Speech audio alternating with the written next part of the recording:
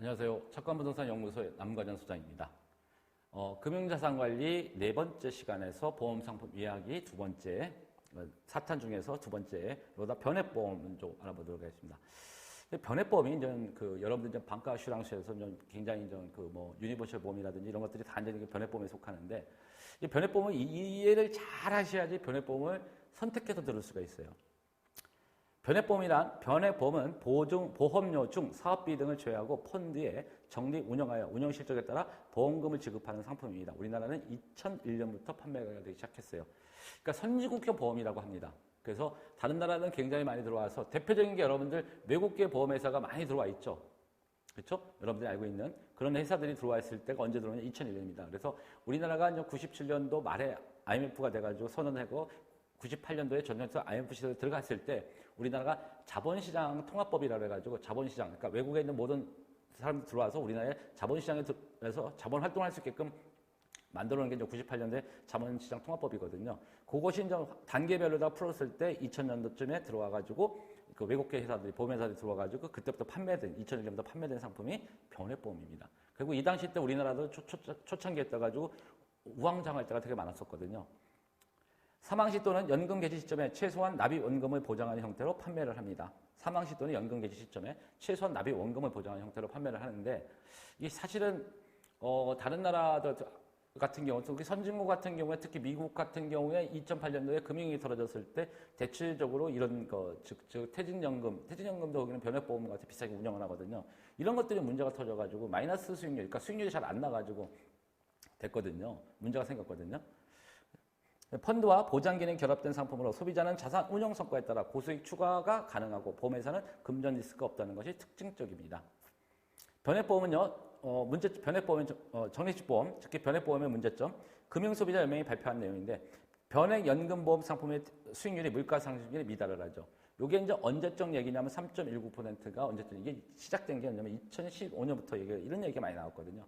변액연금보험 상품을 들어놨어요. 이제 변액연금 상품 같은 경우는, 보험 상품 같은 경우는요, 퇴직보험도 마찬가지로 연금보험 같은 경우는요, 이게 어떤 기업에서 이게 단체로 들어버리거든요.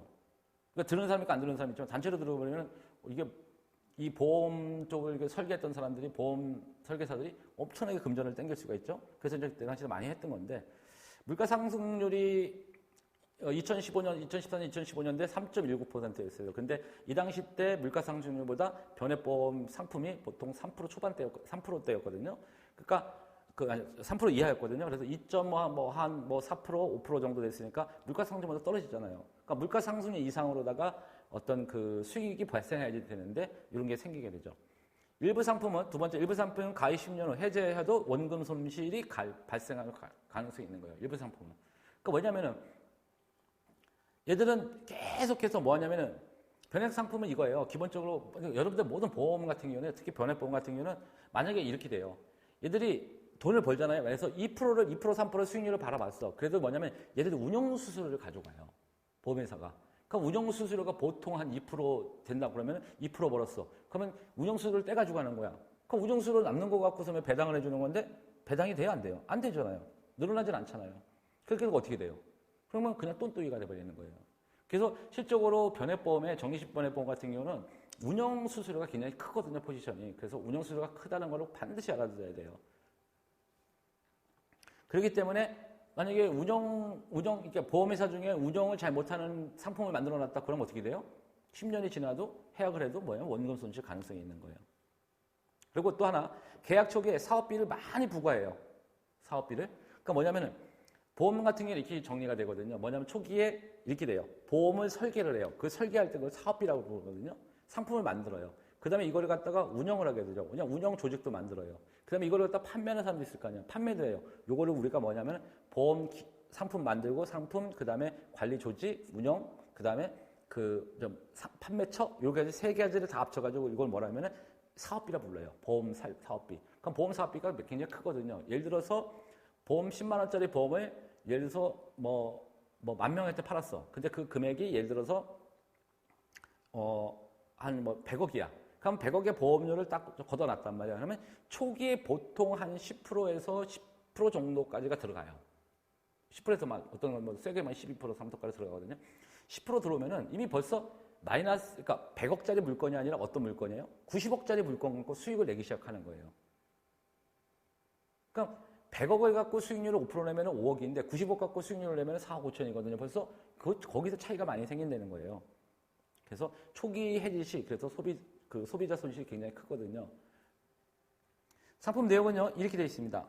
그러니까 투자재원, 납입보험료가 투자재원이 돼요. 저축보험료 되고요. 여기에 위험보험료, 사업비, 특약보험료 이렇게 들어가요. 그래서 펀드 투자를 합니다. 채권형에다가 주식형이나 혼합형에다 투자를 해요. 그래서 투자 수익이 생기죠. 그 투자 수익 중에서 차감을 해요. 보증비용, 그 다음에 위험보험료가 이 보증비용이에요. 그 다음에 운영수탁보수 이런 것들이거든요. 그러니까 보험회사가 직접 운영을 하게 되면 운영비용을 떼고요. 그 다음에 다른 예를 들어 자산운용사한테 맡겼으면 거기다 수탁보수를 떼갑니다. 그게 좀 크거든요. 그 다음에 연금 재원을 갖다 투자 수익 발생 시 적립금하죠. 원금에다 투자 수익을 발생하면 재계에서 적립을 합니다. 아니면 투자 손실 발생 시에는 적립하고 투자 재원에다 투자 손실을 계속 갖다 끌어다 메꾸는 거예요. 그래서 여기 보증 비용이 있잖아요. 다른 데다 위험보험료를 들은 거를 여기서 땡겨 쓰는 거예요. 보증 금액에다가. 그래서 계속 원금에다 채워넣어요. 그러면 나중에 이 보증보험료가 점점 줄어들 거 아니에요. 그럼 어떻게 돼요? 나중에는 계속해서 투자 손실을 발생했는 게 이게 변액보험입니다.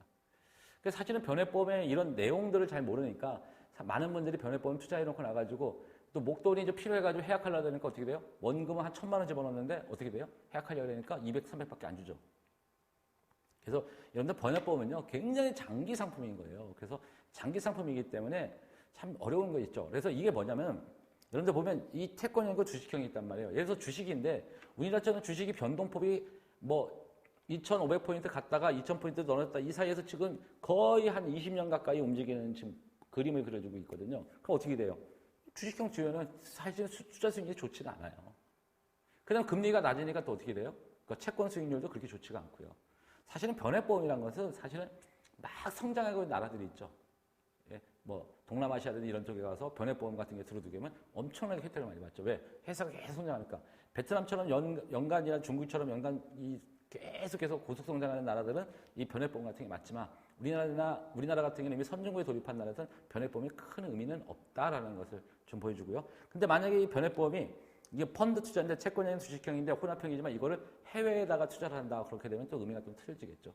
그래서 변액보험은 공부를 많이 해서 경제적으로 어느 정도 경제 지식을 가지고 있는 사람이 변액보험을 잘 찾아서 들어야지 그 보험 설계가 왔는 거 갖고 믿고서는 변액보험 든다? 이거는 좀 아닌 것 같습니다.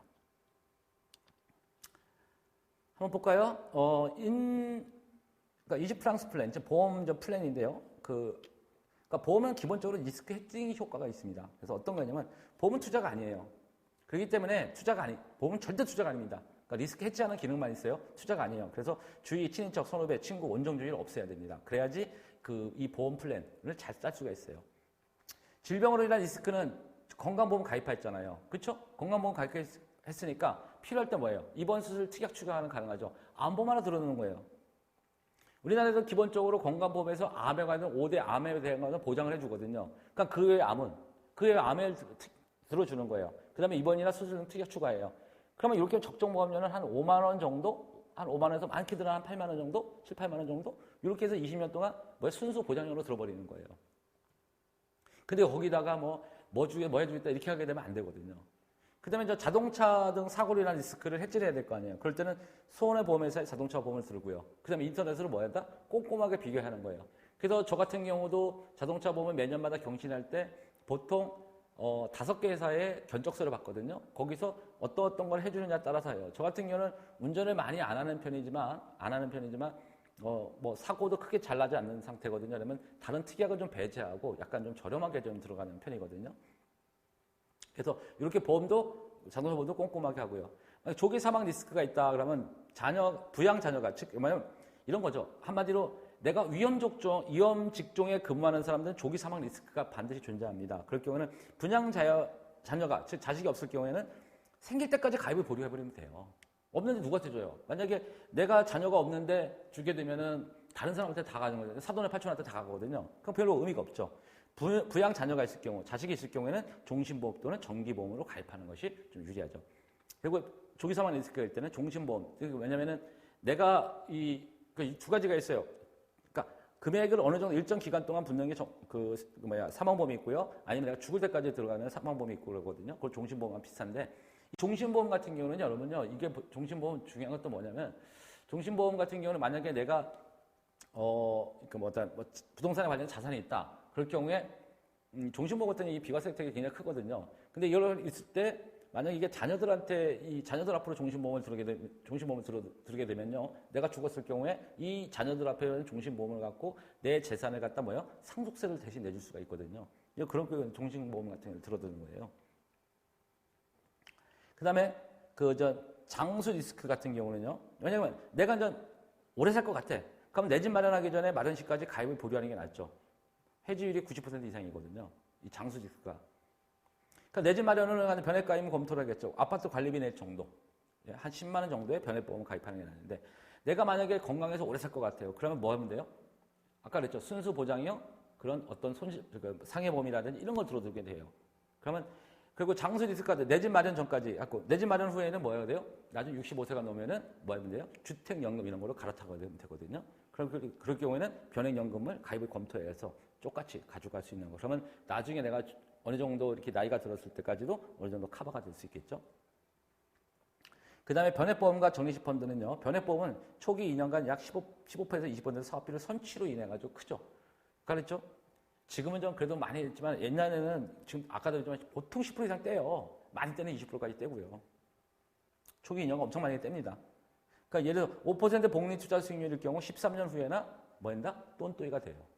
그러니까 5% 이 회사가 운영을 잘하는 보험회사가 5% 이상 수익률을 계속 벌어줘도 뭐 한다? 앞에서 15%에서 20%를 떼버리니까 어떻게 돼요? 13년이나 지나야지 차근 돈이 그러니까 원금 이상 쌓이게 된다는 거예요. 그러면 결론은 뭐 한다? 13년이 지나야지만이 원금하고 같아져요. 거의. 좀 운영을 못하는 동네는 어떻게 돼요? 15년, 20년 돼야지 원금하고 똑같이 지고요. 투자용이 아닌 철저하게 장수 리스크용으로 가입해야 되는 거예요. 투자용이 아니에요. 그러니까 아까도 있잖아. 장수 리스크가 있으니까 뭐냐. 내 집 마련하기 전까지는 절대로 변액보험 드는 게 아니에요.